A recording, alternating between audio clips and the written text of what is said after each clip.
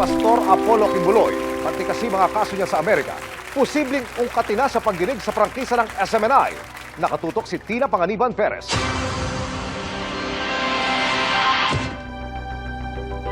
Mga kasong kinakaharap ni Pastor Apollo Kibuloy sa Amerika, tulad ng human at sex trafficking, isasama na rin ang House Committee on Legislative Franchises sa pagdinig nito sa prangkisa ng Suarezug Media Corporation, SMNI. That will all be discussed.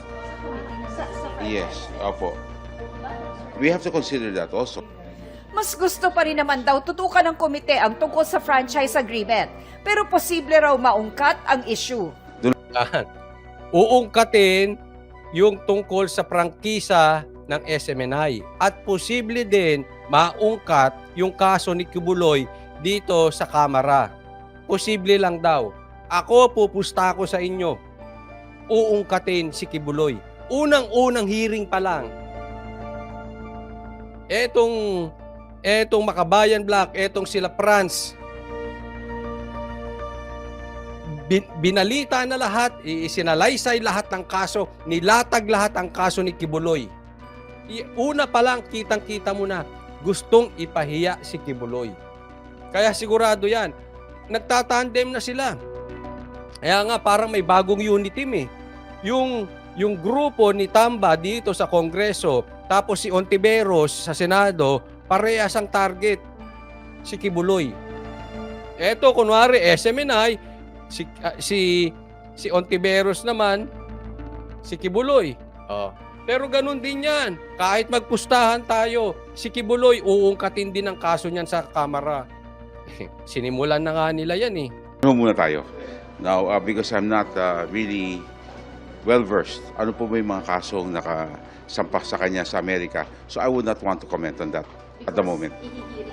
Yes. So lalabas po lahat yan. Pero sabi ng abogado ng SMNI, irrelevant yun. Ang jurisdiction authority ng franchise committee is only related sa franchise. Pag ginagawa nila yan, another grave abuse of discretion amounting to lack or excess of jurisdiction naman yan. Yan. Eto. So, para dun sa abogado, si Attorney Tolentino, merong grave abuse. No, pasimple natin anong ibig sabihin nun. Merong pang-aabuso sa kapangyarihan. Ganun kasimple yung ibig nyo sabihin. Kasi dapat, kung gusto nyo lang ipasara at tanggalan at imbestigahan ang prangkisa ng SMNI, ba't sinasali si Kibuloy? Pag nasali si Kibuloy dyan, pag-aabuso yan. At delikado na naman sila dyan. Baka mamaya, mag-file na naman ng kaso, uurong na naman itong Kongreso, kaya naalala nyo kay Eric, di ba? Ikinulong, umurong din. Kasi siyempre, sigurado mapapahiya sila eh. Baka balikan pa sila, magkaroon pa sila ng kaso. Ngayon, ganito rin ang nangyayari naman kay Kibuloy. Kaya lang ang problema dito, napahiya na. At parang ganun po ang nangyayari. Parang itong Kamara, pag inimbestigahan si Kibuloy, at ganun din naman po ito si Ontiveros, talagang ang target na talaga si Kibuloy, ipapahiya ito. Yan lang ang pinaka-target niyan. Ipapahiya sa ganon pumreno nang hindi bigyan ng access si PRRD. Kasi sino lang ba talaga ang nagbibigay ng access kay PRRD? SMNI. At yun po ay kinokonekta nila kay Kibuloy.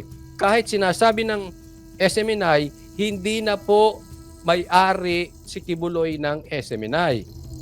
Totoo man to or hindi, yun ang kanilang sinabi. isasama na rin sa pagdinig. Tama ito si Virgil Larissa. Bakit ba kasi nauso mga hearing sa Kamara? Kaya nga po ang hearing po kasi sa Kamara at kahit sa Senate, kaya lang ginagawa yan in aid of legislation. Ang problema po dito, minsan may mga inaabuso na. Yang in aid of legislation, nag-iimbestiga na sila kung may tama or mali, wala naman silang karapatang magkulong. Wala naman silang karapatang magsabi kung tama o mali yung ginawa ng isang tao. Kasi ang may karapatan lang dyan ay hukuman.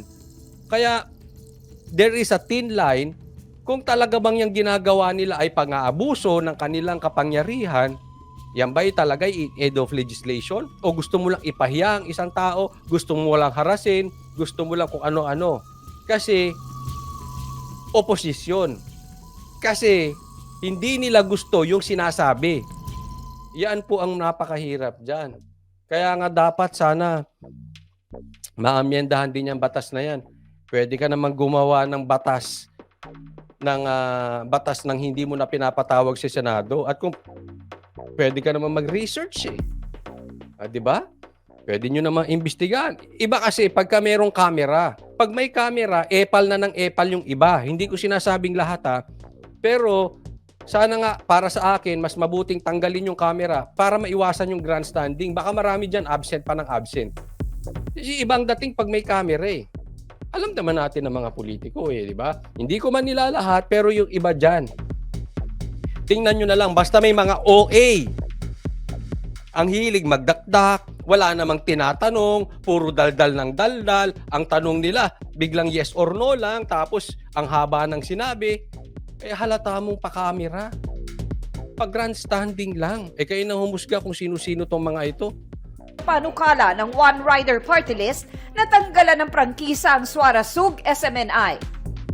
We've seen enough violations to warrant its verification. I think we've established enough that there is a pattern towards this misinformation po that they're reporting. Yan, ito naman. One party list naman ang nagsasabi tanggalan ng prangkisa ang Kibuloy, ang SMNI. Ito na nga ang sinisilip. Again, one party list. Ba't mo dinidiinan, Coach Oli? Para patandaan ninyo, sino ba yung mga humahabol sa SMNI? At kayo na magdesisyon kung sila ba ay may pang-aabuso ng kanilang kapangyarihan. Pero sa akin kasing napapansin, nagtatanong lang po ako sa liderato ng Kongreso. Parang masyadong active ang mga party list ninyo, ha? Anong meron? Makabayan Black, andyan sila Ruel, sila Franz, sila Brosas. Eto may bago naman ngayon. One Rider Party List. Meron pang isa. Yung Don't Lecture Me. May maganon yung merong parang siga-siga doon. Party list din yun. Hindi ko na mapangalanan. Hindi ko maalala kanyang pangalan. Pero ang hihilig sa party list. Bakit kaya? Bakit aktibo sa pag-atake or pag-iimbestiga kung yan ang gusto nilang tawagin sa ginagawa nila diyan sa SMNI, ito mga party list? Hindi kaya ito. Ako'y naman ay meron lang opinion. Kasi yung party list, nakasalalay lang naman yan sa pangalan ng kanilang partido. Pero hindi yung kanilang pangalan. Ibinoto yan ng tao, hindi ko maintindihan paano nga naiboto yung mga yan. Hindi katulad ng isang kandidato, halimbawa, pag meron silang ginawang kapalpakan, matatandaan ng tao. Sa susunod, hindi na iboboto. Diba? Kasi sa distrito yan ang mga congressman. May distrito, ay, ganito pala, halimbawa lang ay ganito pala si Tambunting, ay ganito pala si Romualdez, ay ganito, baka matauhan yung kanilang At kung ikaw ay may pangarap ng national position, matatandaan ka. O halimbawa, tatakbo si Romualdez sa Senado, national position, o si Tambunting, o si Nograles. Tingin nyo mananalo sila? Ewan ko lang. But in my opinion, pwede silang manalo as Congress ulit. Kasi local election. Pero pagdating sa national, mananalo ba yung mga yan? Di ba? Kasi talagang tumama sa kanila itong ginawang hearing. Pero pag party list ka, hanggang dyan lang yan. Naiintindihan nyo po? Party list lang yan eh. Sa susunod niyan, kung talagang gumanda ang pangalan nila, pwede nilang iwan yung party list, tatakbo sila bilang senador, bilang kung ano man. Naiintindihan nyo po yung pagkakaiba? Halimbawa, alam naman natin yan. Diba, sinasabi din ni Banat Bay yan. Kasi nangyari sa, na kailangan, meron ka lang hawak na ilang mga barangay officials. Ilang boto lang ang kailangan mo, mananalo na yung party list mo. Yung ibang tao, matanong ko kayo, lahat ba ng bumoboto sa party list ng mga Pilipino, kilala nila kung sino yung uupo? Hindi, kung sino lang ang kilala dyan. Basta sinabi, oh, eto party list natin, iboto nyo. Malay ba nila ang kasama dyan sa party list na yan, itong mama na ito? Malay ba nila kung kasama dyan sa party list, si Franz? Naiintindihan nyo po. Kaya, mas madaling umatake kung ikaw ay party list. Kasi yung pangalan mo, hindi masyadong mababasa. Hindi masyadong mabababoy. Pagka mali ka ng tinayaan, pag mali ka ng nireklamo, nagkamali ka ng inatake. Unlike pag yung sila may mga pangalan at mayroong pangarap sa national position, senador, vice president o president, maingat na yan. Hindi yan basta-basta. Di ba? So, nagagamit nga ba? Ako'y nagtatanong lang po. Kasi napakatalamak ngayon. Pagdating dito sa SMNI, Kibuloy, etc., ang paglaganap nitong mga party list, sila ang talagang dito. Napapanahon ba? Nagagamit ba ang mga party list pang-atake? Nagtatanong lang po, ayan, napakalaki ng question mark. Nagagamit ba pag-atake ang mga party list? Tanong lang po sa Kongreso. May mga corporate issues sila wherein the most blatant of which is the Katulad nito sabi ni Ganry, hindi na nila kilala yung mga party list na yan. Hindi, ito to. Ay si Laura Channel pala, si Nograles, hindi na yan mananalo sa local. Mabaho na yan sa Davao coach. Tulad nun, sa tingin ni Laura, bumaho na si Nograles. May pangalan kasi, pero party list iba. Pwede, pag bumaho yung party list mo, iwan mo, takbo ka ng sarili mo. Di ba? Iba. of the reporting sa SEC and dito sa House. Sa mga pumupunang Sabi ni Gemma Pasyente, correct. Tama, coach, at ang tahimik ni Romualdez. Kaya yan ang lagi nating sinisigaw eh. Bakit kayo ang umaatake? Bakit hindi nyo si Romualdez pagsilatain? Speaker eh. Meron bang speaker na hindi maingay? Di ba ang speaker yan dapat na nagsasalita? Kaya nga speaker eh. Bakit tahimik? Meron siya mga attack dogs. Apakan na ang karapatan sa pamamahayag at isang kalang din ang prangkisa ng iba, lalo kung pumupuna sa gobyerno. What we have seen is that there's a very distinct difference between the kind of reporting that we've been seeing here. We've seen that there's a pattern here unlike the other. So I wouldn't see this being used against other networks. Yan, ito. Ang tanong nila dito, hindi ba maaabuso ito pag kayo ay kumukontra or kayo ay hindi pabor, kayo ay oposisyon sa gobyerno? Ayan, ang sagot nitong mama na ito sa party list, sabi niya, hindi, kasi may pattern. At hindi naman ito parang, although hindi ganito verbatim niya sinabi, hindi ito nagagamit kasi yung pattern na ginagawa ng SMNI ay iba doon sa ginagawa ng mainstream. So, hindi ito parehas. Iba daw yung ginagawa ng SMNI. Kung susundan ko yung sinabi niya, ulitin natin. Between the kind of reporting that we've been seeing here, we've seen that there's a pattern here unlike the other. So I wouldn't see this being used against other networks. Iba raw yung klase ng reporting ng SMNI. Iba daw.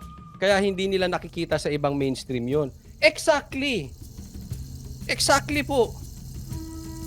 Kaya nga, binibira ang SMNI. Kasi iba yung klase ng reporting nila. Hindi sila yes sir, hindi sila yes ma'am sa administrasyon. Kung susundan natin yung iyong analogy, yung iyong reasoning, ay sinong tatamaan talaga? Kasi po, thin line po yung sinasabing fake news. Ang ganda nga ng sinabi ni Jason sa dito. Pag susuriin mo lahat ng komentaryo, lahat ng mainstream media, pag tiningnan mo, depende kung kanino nakikinig yung fake news. Di ba? Saan nangyayari ngayon? Sino? Pag pinakinggan mo, pag mainstream media tiningnan mo, kawawa talaga si Kibuloy. So ang punto rito, napakadelikado. Hindi lang naman kasi mainstream. Tatandaan po natin, Brad, Sir. Kasi ito hindi niya kilala si Jason sa, so malamang bata to eh. O sige, share na kita kahit bata ka. Sir, total, one party list ka eh, di ba, Sir? One party. Tandaan nyo po. Doon nga nagtataka ang mga taong bayan. Napakatahimik ng mainstream. Iilan na nga lang ang mainstream gaya ng SMNI, ng Remate, ng Saksi, na kumukontra, ng sinasabi yung katotohanan, yung sinasabi yung kabilang panig. Sinimulan nyo sa SMNI. So, ibig sabihin niya may kasunod. At kaya ito nakakatakot. Kaya ito pinagtatanggol natin ng SMNI, hindi dahil kampi tayo sa SMNI. Dahil kampi tayo, dahil malamang-lamang niya, pag ito'y pinabayaan natin, may kasunod ng SMNI. Sino ang susunod yung bubusalan? Sino susunod yung iimbestagahan? Sino yung popokusan nyo? Sir, ma'am, dyan sa legislative, sana ang iniimbestigahan ninyo yung in aid of legislation na may connection dito sa sikmura. Sir, merong connection sa pang-araw-araw na buhay ng Pilipino. Hindi kung sino yung kontra, kung sino yung mag-yes sir, yes ma'am sa inyo. Yung mura, ma'am, paano ba natin mapapamura? Ano bang klaseng batas ang dapat natin gawin para magmura ang gasolina, pagkain, etc., etc., etc. Sir, unahin nyo po in aid of legislation ang paggawa ng batas paano magmumura ang pagkain. Ngayon, kung kinulong mo si Kibuloy, kung sinara nyo ang prangkisa ni SMNI, kung kinulong nyo lahat ng mga vloggers na nagsasalita ng hindi sang-ayon sa inyo, ito ba ay bababa ang presyo ng gasolina?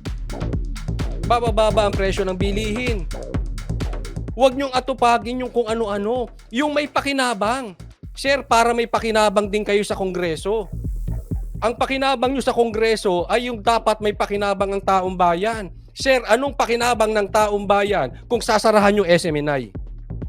Sige nga, or kayo makikinabang, wala nang kukontra kay Romualdez. Tanong lang po yan, sir. Lihitin mong tanong yan. Anong connection yan pag nasara ang SMNI? Anong connection yan sa pagkain ng mga mahihirap? Sige nga. Sino makikinabang dyan? Kaming mga Pilipino o kayong mga nakaumpo sa Kongreso? Wala nang kukontra. Tanong lang yan, sir.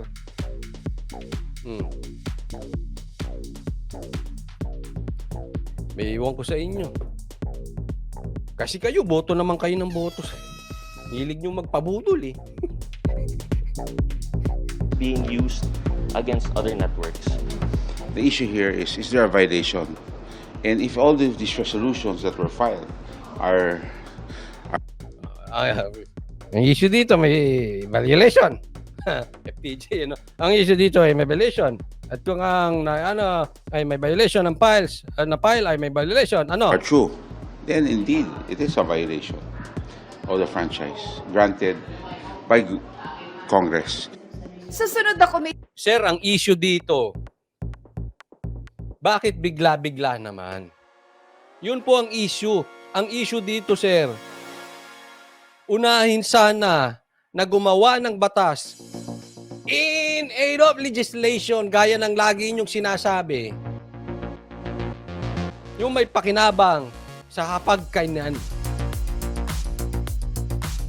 Wala kaming nakikitang pakinabang kung ipasara si SMNI, kung bitayin si Kibuloy. Hindi bababa ang presyo. Diyan na kayo nakapokus.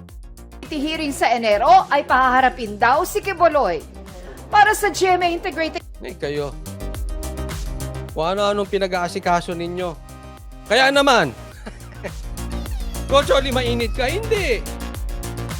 Ang pangit naman kasi. Kunwari sasabihin. Kasi, dapat inuuna niya yung pagkain ng mamamaya.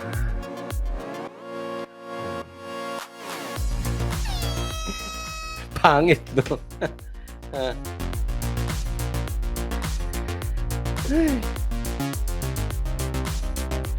Oh.